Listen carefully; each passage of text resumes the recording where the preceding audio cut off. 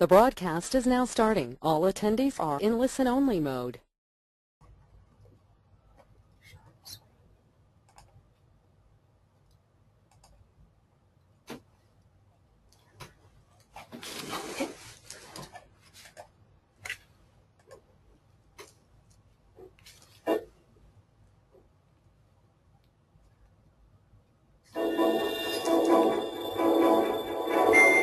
Hi, I'm Danielle Stoddard, a behavioral health clinician at Health Directions, a private practice outpatient housing facility of North Central Behavioral Health System.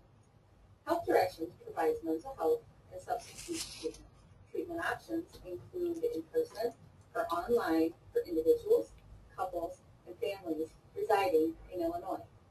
We accept insurance, managed care, Medicare, and self-pay. For more information about Health Directions, please visit our website at www.healthdirectionsonline.org or contact us at 1-800-288-5912.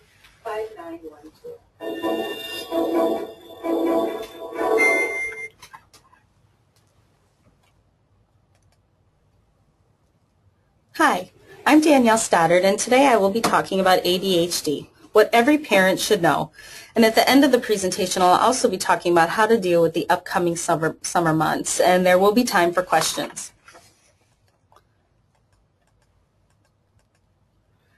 ADHD disorder is a biological, brain-based problem characterized by some structural or chemically based neurotransmitter problems in the nervous system.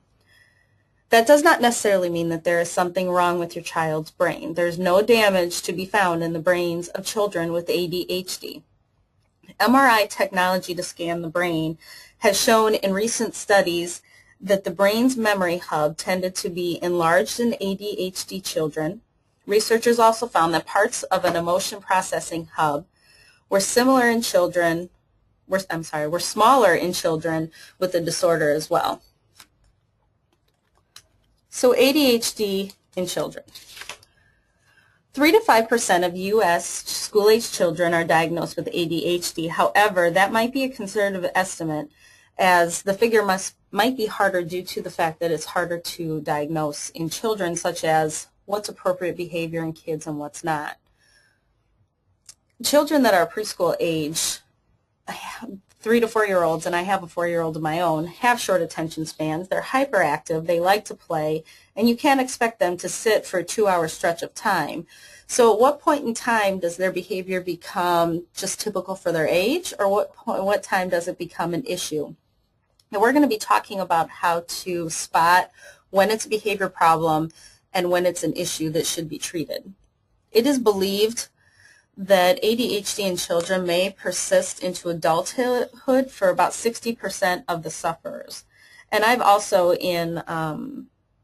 at North Central have encountered adults who've come in who have not been diagnosed as kids and have just managed their symptoms on their own. However, now in work, they're having a hard time, and a diagnosis of ADD and medication at that age is not uncommon. So when should you be concerned? Concerns about ADHD ideally only arise when the behavior is determined excessive, meaning constant. It's every day you're getting notes written home from school. Every day is a struggle doing homework at night. If it's pervasive, if it's persistent, meaning as in it's in all different situations. It can be at school, it can be at home, among their friends, or even at the grocery store. So if your child's teacher is not saying that there's a problem at school, but at home your child has behavior issues, then a behavior plan at home needs to be looked into, or even vice versa. If you do homework at night with your child and everything is fine, if your child goes to church, if your child has friends, is able to go to the store and everything is fine, then it might be a school-based issue that you need to talk to your child's teacher about to work up some sort of plan. So ADHD symptoms. ADHD symptoms in attention is when a child fails to pay attention to details or makes careless mistakes. If they have difficulty sustaining attention in tasks, again, you need to think about this at home, at school, at work, in all areas of their lives. And it results in a failure to complete the given tasks. They don't seem to be listening when they are spoken directly to, or if they fail to follow through on instructions, resulting in failure to complete tasks. Now, and I'll talk about this a little bit more as well, but this does not necessarily mean that the child is not able to do the task. They could be a straight A student, however, they're not able to sit down and finish the worksheet. It takes them more direction to finish the worksheet. They don't want to finish the worksheet. The focus is just not there, whether that's with the parents at home one-on-one or if that's the teacher at school. More inattention symptoms are difficulty in organizing tasks and activities. They're given directions and maybe they pick out one of those directions out of a list of 5 and the rest of them are just gone. So they're not able to complete a project or complete a task at school. Whether they avoids, dislikes, or reluctant to engage in tasks that require sustained mental effort. So if they don't feel like they're confident and able to do it, then they're going to think, I'm just not even going to bother trying. So they won't engage in those tasks. They lose things necessary for tasks or activities. So maybe they did their worksheet at home, but by the time they get to school the next day, that homework's gone. It's lost, or they go into the classroom and they don't have a pencil, they don't have paper, they don't have their book, just very unorganized, or they're distracted by extraneous stimuli.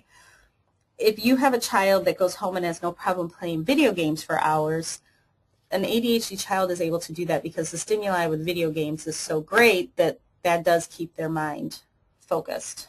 And they're forgetful in daily activities. Forgetful, again, like I said, bringing stuff home, having what they need to have or what they're supposed to do. ADHD symptoms, hyperactivity. Hyperactivity is basically a child that just fidgets with their hands or feet or squirms in their seat. They're not able to sit still. And this is no matter whether they're at school, whether they're at home, in the doctor's office, they're just constantly squirming. They leave their seat in their classroom or in other situations. They run about or climb excessively. They have difficulty with playing or engaging in activities quietly. Now again, this comes back to the fact that it all depends on the child. So you may have a child that has some of these symptoms, but they may not necessarily have ADHD because of their age or the situation. So that's why ADHD sometimes is difficult to diagnose, but it's having a multiple amount of these, whether it's also inattention as well as hyperactivity. They seem to possess an abundance of energy. They're driven by a motor, or they often talk a lot excessively. Now, ADHD symptoms, impulsivity. This is where they blurt out answers before questions have been completed, difficulty awaiting turns, and interrupts on others' conversations. When we talk about the symptoms, I can't stress enough the fact that it has to be in all different areas. I have 3 boys at home, and when they get home from school, they're very hyper. They do talk a lot. They're just kind of running around, but that's because they've been so cooped up all day long and behaving at school that when they get home, they just have to let loose. So it's keeping track of what the symptoms are, how often they have those symptoms, how often reports are sent home from school, how often you have to deal with them at home, and it's just kind of keeping a log so that maybe then you can look back and think, okay, yep, it's happening in all areas. Maybe we do need to seek help, or nope, it just happens at a certain amount of time, and then you can input some behavior plan to be able to help out with that. Now let's look at some myths and facts about ADHD. First myth is that there is no medical condition as ADHD. Well, that simply isn't true, as ADHD is a medical disorder. It's not a condition of the child's will. It is something that is made up in their chemistry, that they're just not able to pay attention and they are not able to focus. No matter how much behavior plans you put in at home, no matter how many behavior plans the school may put in, the child is just not able to do it. Another myth is that it's caused by bad parenting and that all the child needs is good discipline. One of the first suggestions I always give parents of a child who may possibly have ADHD is to start out with behavior plans. Start out with making some consequences, a reward plan. If that doesn't work, and if the school's done what they need to do and that doesn't work, you can be the best parent in the world. If the child has ADHD, they're not going to be able to follow the behavior plans, and they're not going to be able to decrease their symptoms without additional help. Another myth is that ADHD is a life sentence. Symptoms usually do continue into adulthood, but the person learns ways to cope with their symptoms. Also, if your child is getting to the age where they're going to be going to college or looking into a career, it's important that they possibly look at a career that will go along with what their symptoms are and what they can and cannot do. You know, if they're ones that sitting at a desk all day long is not going to work for them, then getting a job that you would need to do that at wouldn't be a good idea. And they certainly can use their ADHD symptoms and their creativeness, because kids with ADHD have plenty of energy, they're creative, and they can often accomplish more than people who do not have the condition too. So it's important to understand that it's not a life sentence. You can use coping skills and you can use it to your advantage. Having ADHD means that the person is lazy or dumb. Well, that simply isn't true either. Having some highly intelligent people have it, so it's nothing to do with the person's intellectual ability. And once the child is in proper treatment or on proper medication, you will see that that child's grades increase and the child will do well, because when a child is failing in school, if they have ADHD, it has nothing to do with their intelligence or just simply their ability to sit still and pay attention to what is being taught and do the work. The next myth is that medication will make a person seem drugged. Properly adjusted medication helps sharpen a person's focus and increases their ability to control their behavior. This is where you need to trust your doctor. Find a doctor that you trust. Find a doctor that will listen to you. Also open up about your concerns.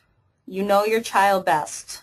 Go in and say, this is their behavior, this is how they're acting a little sluggish, they're just not the same person. Make sure that you open up to them to the doctor, so the doctor can adjust their meds accordingly, as well as making sure you get notes home from the teachers to bring home to the doctor as well, so then he has an idea as to what's going on at school. Psychostimulants are no longer useful after puberty. Affected teens and adults continue to benefit from medication treatment, and even some adults are not necessarily put on medication until they are adults when they get a proper diagnosis. Children with ADHD are learning to use their condition as an excuse for their behavior. Children with ADHD have it, and their symptoms are what they are, no matter how hard they may try. It's a disability, and the children need to learn ways to deal with their symptoms. However, as parents, you need to make sure that you don't allow it to be an excuse. Set rules and consequences. Once they're on the proper medication or you have the proper behavioral plan in place, it's important then to rule out any excuses that they weren't able to do something because their ADHD symptoms. So what treatment can you use? The most effective treatment for ADHD is a multidisciplinary approach. This is making sure as a parent you understand, you educate yourself, find out about the diagnosis, find out about treatment, understand what symptoms your child has, what symptoms you feel that your child needs to work on. Educate yourself about the medication, educate yourself on the side effects, what possible options that you have. And then behavior management therapy. Come in and see a therapist. Talk about, okay, what kind of structure, what kind of plan can I put in place with my child so that we are able to benefit the most with getting our child where they need to be. And the cases that I have treated, it's just possibly could simply be a behavior chart with getting stickers, getting rewards. And it's also, when you do use a behavior chart, it's rewarding them that day. Not saying that if you are great this week at the Friday, you'll be able to get something, because that's too far. That's too far in advance for a child to understand that they're going to get a treat at the end of the week. If you do something on a daily basis, that's rewarding the behavior in the moment that it occurs, so they understand better what behavior is acceptable. And also make sure you talk to your school teacher and your school counselor. Have them involved with the therapist, have them fill out forms for the doctor. It's just make sure that you definitely stay involved. So as parents, like I was saying, you are your child's advocate. You know your child the best. You are the one that needs to make sure that the teachers are in line and doing what they need to do with whatever plan is set up at school. Listen to what the teachers have to say. Excuse me. Understand what the teachers say and what the school officials have to say about your child's behavior. There with your child for effectively 6 hours a day. Possibly even go into the room. Go into your child's room, sitting in the back, observe what's going on to kind of get a better understanding of where the teachers are coming from. Ask hard questions to get a complete picture. Try to keep in mind that the teachers and you have a mutual purpose to finding out what's best to help your child succeed. However, you want to ask the hard questions. Ask the teachers what they're doing. Ask them what's in place. Ask them what possible laws or what regulations they have to follow in the school system to make it happen, or what kind of assessment tools that they need to use. Make meetings happen. Make sure that you're not just kind of getting the brush off. Make sure that you go in and that teachers are meeting. They're meeting with you. They're meeting with the principal, and they're getting things in place. And then follow the same behavior plan. If there's something set up at school that the child's supposed to bring home, make sure that you follow it at home, and make sure that the teachers also follow it at school. And if the child also maybe goes to a sitter, or if the child goes to grandparents' house or anybody else's house, or if the child goes from parents' house to parents' house, make sure that the same behavior plan is followed, because it'll just make it so much better and so much more structured for the child to understand what's going on and understand that what behaviors are acceptable and not acceptable if they have a clean across the board in all areas.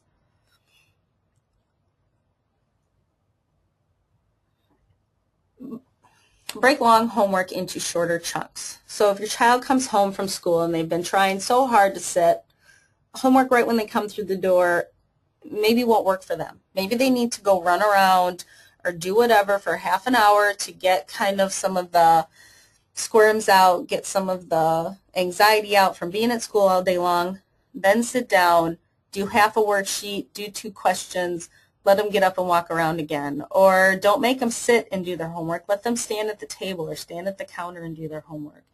Find ways for your child to move in appropriate ways at appropriate times, which is being creative. You know, be creative as to what limitations your child may have in certain situations, so that you know what they may need to do to be able to then sit still. So if you have something that they have to go to and you know they're going to have a hard time sitting, make sure you don't bring them into the situation until the very last minute, and set up some sort of breaks in the middle so they're able to go out, move around, get some of the squirms out, and then go back in.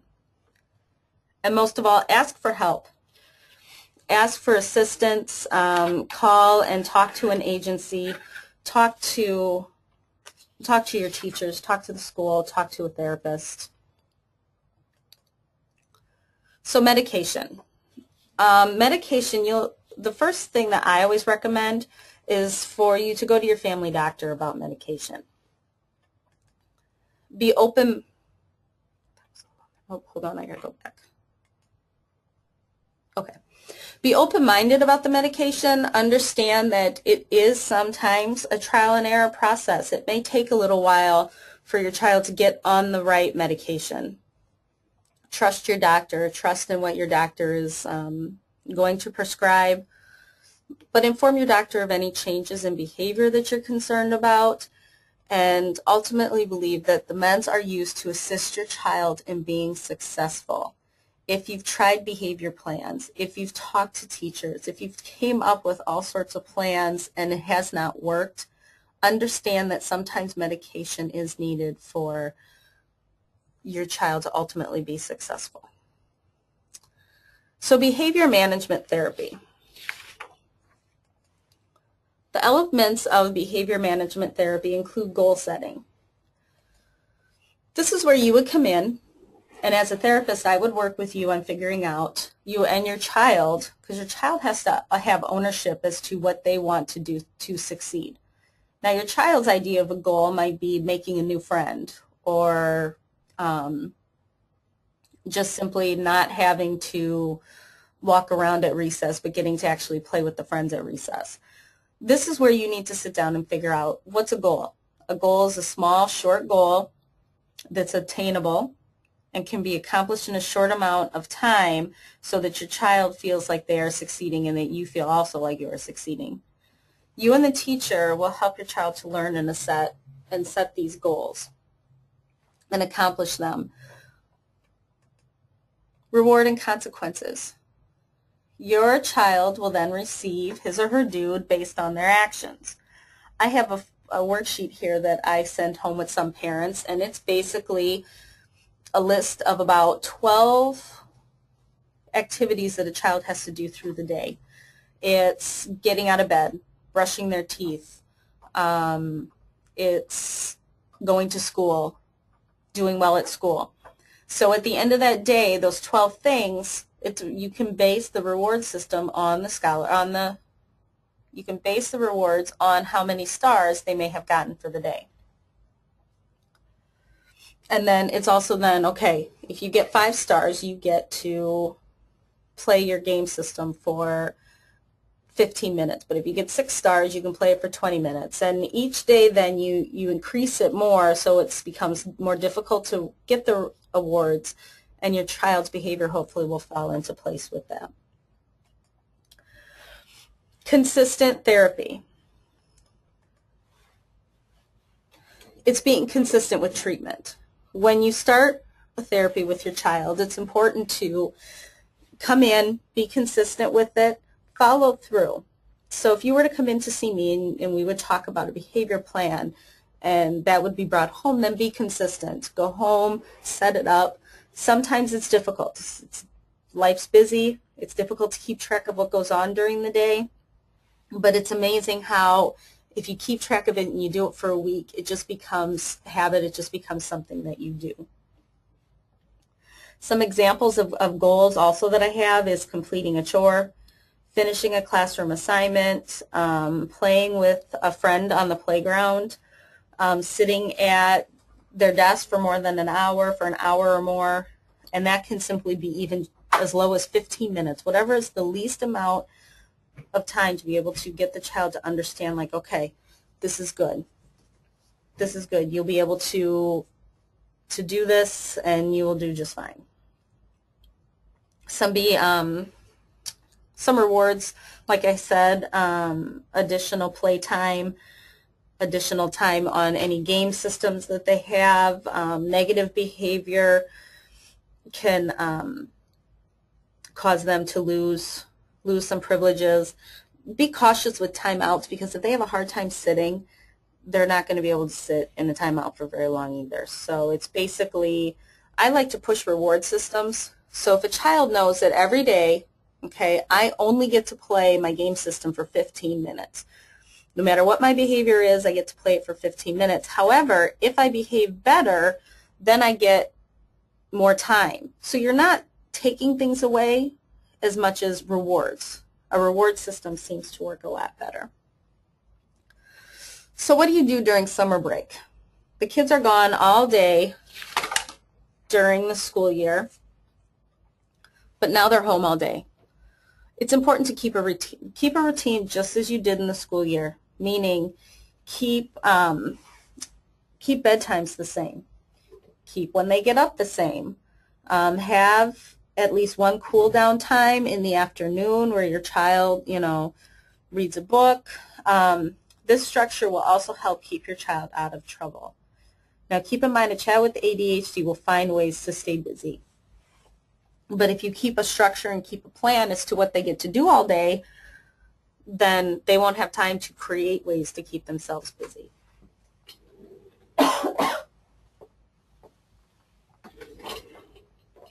So keep a calendar, schedule outings for times that will work best. Know when your child's behavior will be the most focused. Schedule outings for that time.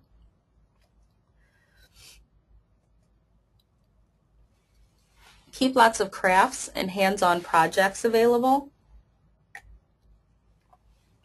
Then that way, those can be pulled out if you're making supper, if you're busy doing something and they just need something to keep their hands busy, you can put them out on the table. They can create something, they can do something, as well as possible academics. Okay, and this you'll have to be creative with. Not necessarily pulling out worksheets for the child to do, but it's very difficult. Continuing schoolwork during the year will help your child with ADHD reduce the challenges that they will have of going back to school in August. We all know that most kids lose a lot of what they learned through the summer. They kind of have to have a little bit of time getting everything back on track in August. Kids with ADHD struggle even more with that. So it's important to keep them learning through the summer months in some sort of fun way, so then that way it's not such a struggle. Go to the library. There's tons of library programs out there. There's some possible camps out there. I know that IVCC sent out their brochure. They have tons of camps available. And there are some specific ADHD camps that are out there. I do not know of any on my own, but I'm sure if you Googled it, you might be able to find some as well. You could also ask your child's teacher before the end of school if there's any worksheets or website suggestions they have. Encourage your child to go outside when the squiggies hit. Send your kid outside. Have them create an obstacle course with hula hoops or balls or whatever that's outside. Have them create something. Have them run around the yard. Get them involved with any sports activities or camps possible. Just make sure, get them outside. Okay, and that's about local events.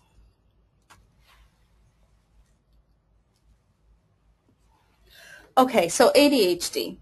ADHD does not mean that your child is not going to be successful in life. The right way to view ADHD is as a wake-up call. Once the child has been positively diagnosed, an important thing to do is to accept it and then systematically identify their weaknesses and strengths for the purpose of treatment. Find out what they need, ask for help, talk to your doctor, contact a local agency, and get the help that your child needs. That does not necessarily mean that there's something wrong with the child or that your parenting is wrong. It's just important to focus on what the child needs now to be successful. And this webinar was brought to you by Health Directions. We are an operating physician of North Central Behavioral Health Systems. To learn more about Health Directions or to schedule an appointment, here's the information right there, or go online. I do have a couple of questions already sent to me as well. If there's any additional questions, feel free to type it in.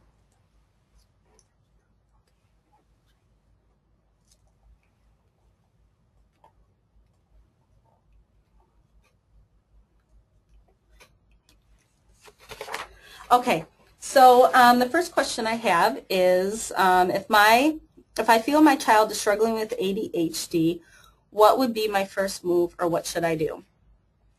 When I always recommend to go and talk to the teacher first, and then you could also schedule an appointment to see a therapist. And then once you get, and even before you come to the therapy appointment, it's important to have information from the teacher. Find out what exactly is going on at school. Where do you feel that your child is struggling? It's very beneficial for me if parents have come in with a list of, on this date this happened, on this date, kind of like a log. Keep a log as to what is going on when your child is struggling. Once you keep that log, you may see that it is a lot and you should consult with a therapist or talk to your teacher. You may see that it just might be a bumpy couple of weeks. Okay, another question is, what is the difference between ADHD and ADD? ADHD is attention deficit hyperactivity disorder, and ADD is attention deficit disorder. That is where basically the focus is just not there. ADD is where the focus isn't there. ADHD has the hyperactivity part where it's just the fidgeting, the jumping up and down, just the body movements, as well as the not being able to focus.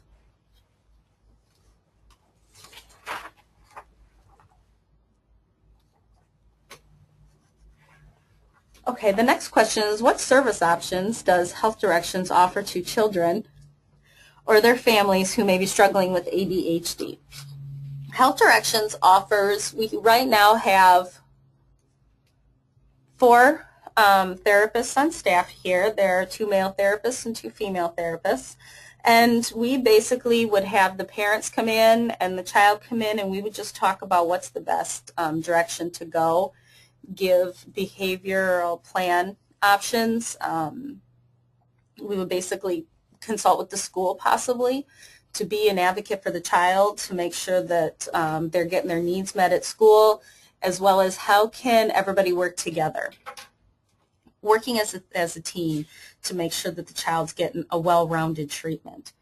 Health Directions would offer support to the parents. I know that I've had sometimes just the parents come in to just talk about what they can do on their own to either just deal with the frustrations with the child with ADHD, as well as how to be an advocate for that child.